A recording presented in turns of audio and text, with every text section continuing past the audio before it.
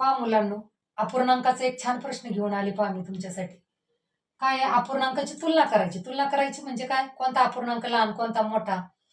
कोणत्याही स्पर्धा परीक्षेमध्ये असे प्रश्न येतात पहा. अपूर्णांक दिले जातात.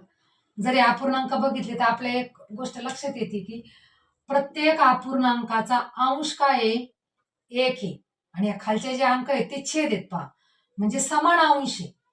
समान अंश असताना सर्वात लहान आणि सर्वात मोठा अपूर्णांक कसा शोधायचा त्याची एक भन्नाट ट्रिक मी तुम्हाला सांगणार आहे पहा. मग समान अंश जर असेल तर काय करायचं? ज्याचा छेद लहान तो अपूर्णांक मोठा. म्हणजे काय येईल? हा अपूर्णांक मोठा येणार पहा. ज्याचा छेद लहान पहा, छेद लहान अपूर्णांक मोठा. हे कधी होतं? समान अंश असेल तर. मग आपला सर्वात मोठा अपूर्णांक कोणता झाला? 1/2. आणि याच्या उलट सर्वात लहान अपूर्णांक कोणता होईल? ज्याचा छेद मोठा तो अपूर्णांक लहान.